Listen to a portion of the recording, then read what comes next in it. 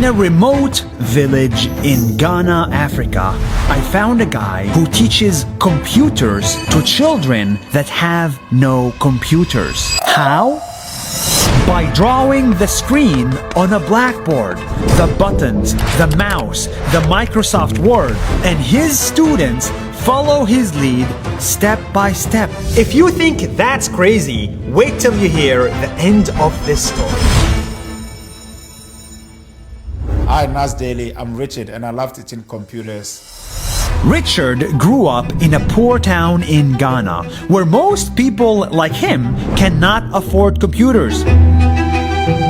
So for 20 years of his life, he grew up without technology. The minute he saw a computer, he knew this little box could change the world.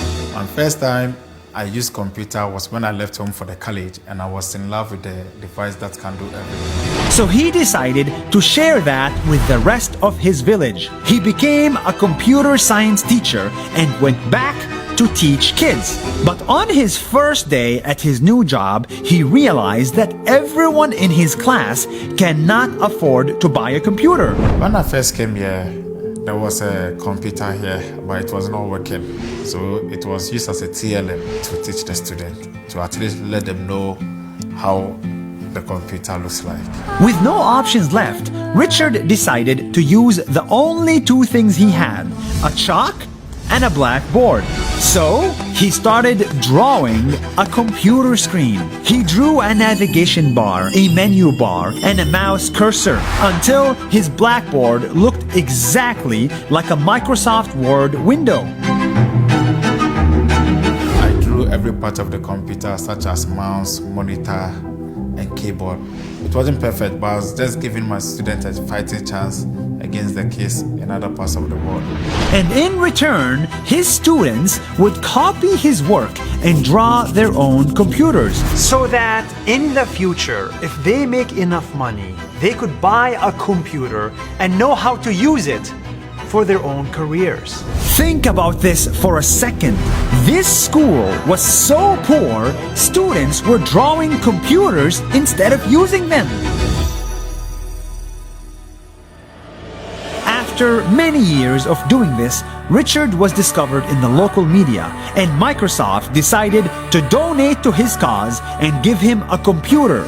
Yeah, Microsoft gave us 27 laptops, 27 tables and chairs, projector, a printer, and 137 school uniforms. A few months later, the school received more computers as donations and opened up a computer lab.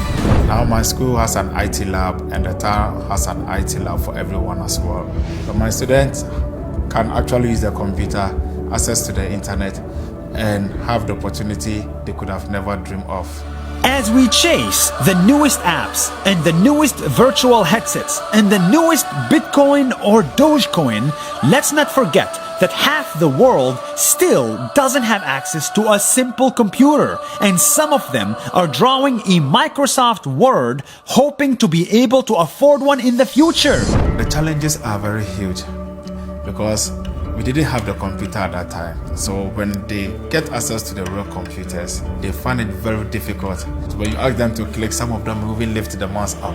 In this part of the world, for every classroom that gets a computer, there are tens of others that don't. And we need to support people like Richard, because these are the teachers that truly change their classroom, their village, their country, and the rest of the world. Did you like that video? I hope so. It was a lot of effort and we're so happy to make it. In collaboration with Facebook, during the month of Ramadan, we are showing you the stories of 30 people in 30 days, and each one of these stories is more amazing than the other. I hope you continue tuning in for this special daily series. And follow us on Facebook. That's more than a minute. See you tomorrow.